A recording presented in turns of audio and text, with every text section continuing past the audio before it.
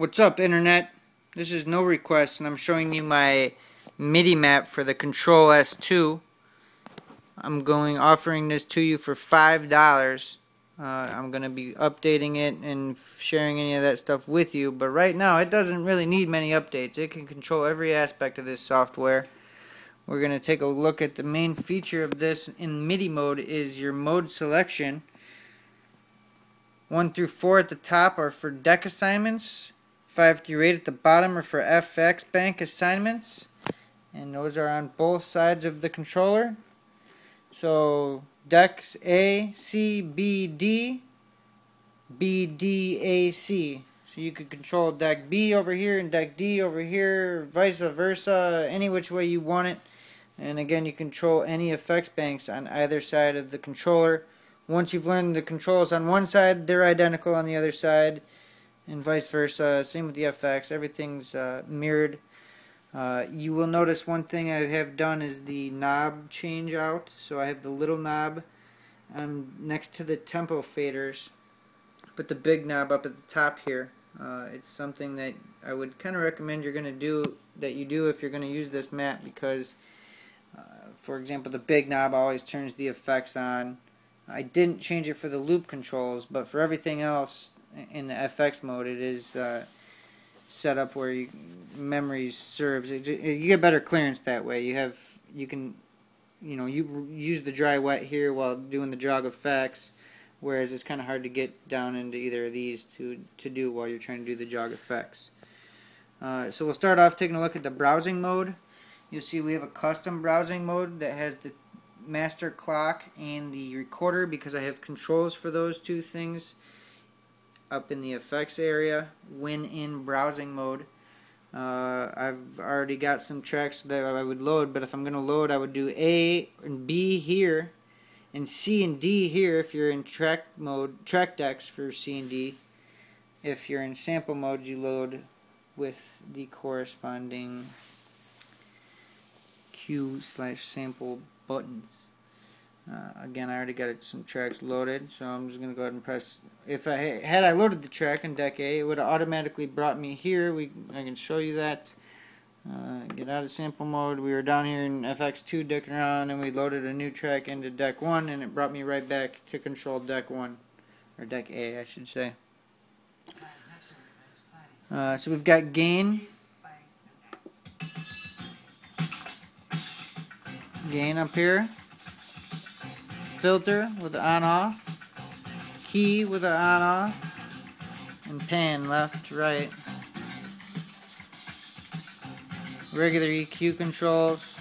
Everything's soft takeover, so you'll never get a jump. They're going from no bass to full bass. You don't get any of that. Your loop controls are the same as you'd expect them to be, except for the loop active thing. I've made this to where you press the loop active button and puts you into beat jump mode, so you can use that encoder to do some beat jumping. Your tempo fader with a quick reset. And that's deck A. We've got some custom LED feedback here. You got some PFL monitor stuff here with the LED and the Q. It's your phase monitor, and I also have clipping monitor there built in. Cue points. Your shifts are going to be your encoders. Your mode selector encoders are going to be the main shift in this map. You also find a shift used in the reset button in some other modes, sample deck and some FX stuff. But for the most part, that main shift is going to be that encoder there. So you would delete your cues by holding the shift and the cue. Beat tap is the in button. The out button is going to be reserved for cues 5 through 8. That's not set up yet, but it will be coming shortly. And let's take a look at controlling deck C. We'll change it into the second mode here. We get LED feedback. Let us know if we're looking at a sample deck, track deck controls, or sample deck controls. By default, it goes into track deck, even though we're at a sample deck. So to gain, when in that mode, you have that same gain, filter, key, and pan adjustments until you press button 1. Then you have control over individual sample deck volumes sample deck, play. The volume fader then becomes for the track C. I also have all the EQ.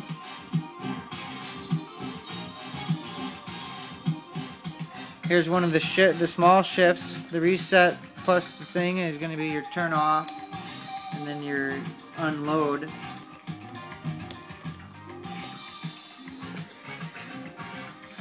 And then had this been a track deck,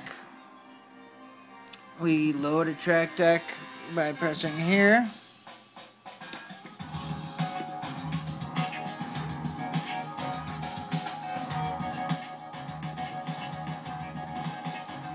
Everything works. All that stuff is going to be the same stuff we spoke about. Cue points work, loops work, loop move works, beat jump works, tempo works, tempo reset works, volume control works. You can't see it unless you were to come here, then you can see it.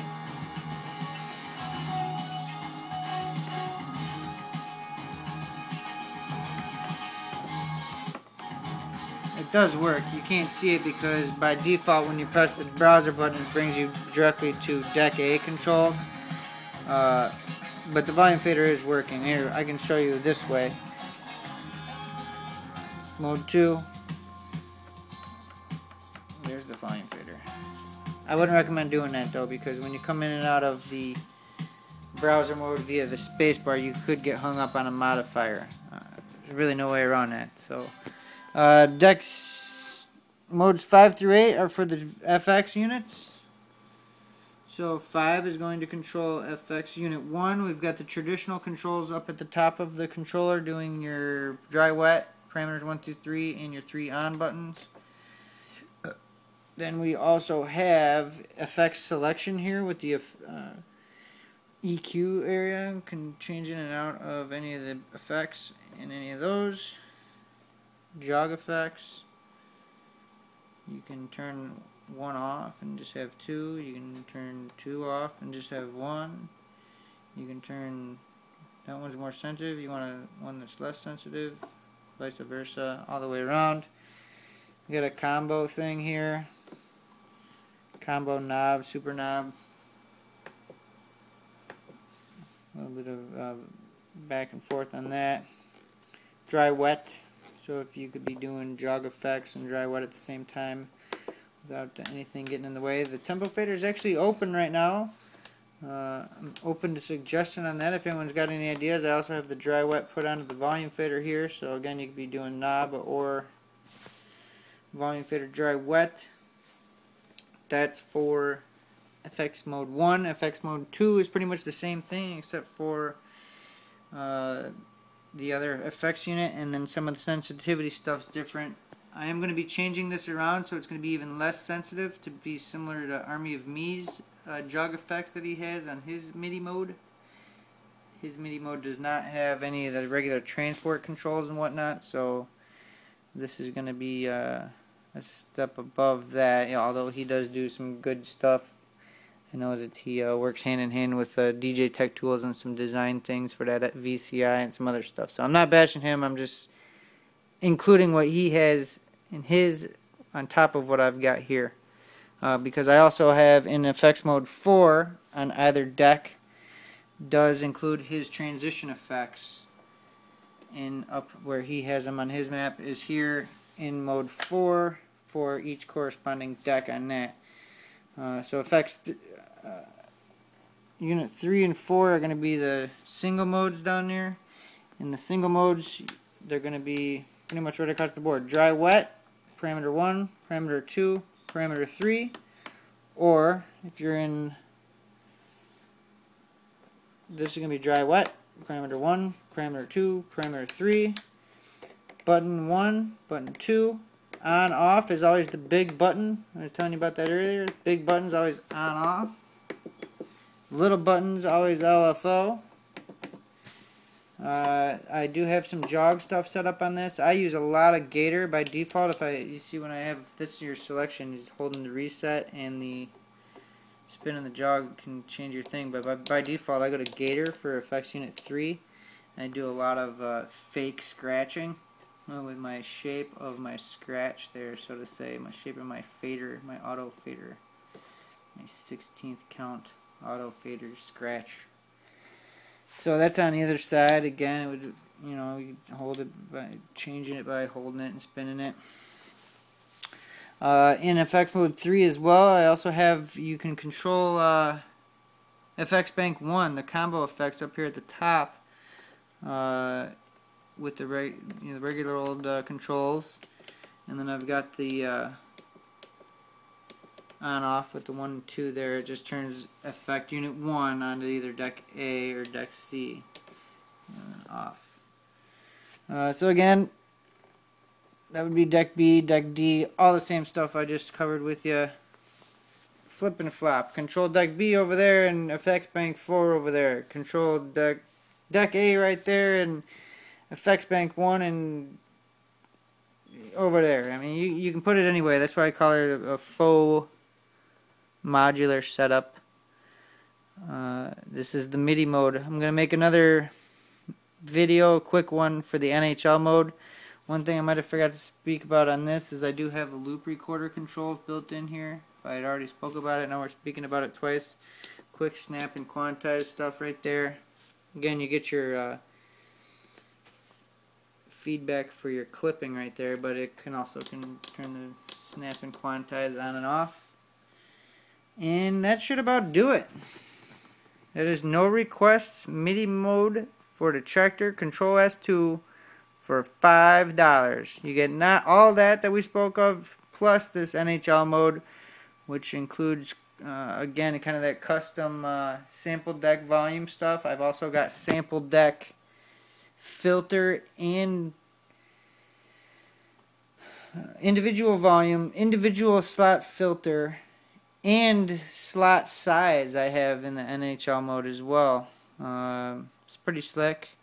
And then obviously all the scratching stuff is a lot more responsive in NHL. You get a better protocol there made by Tractor for that. So check that out and let me get that $5, dude.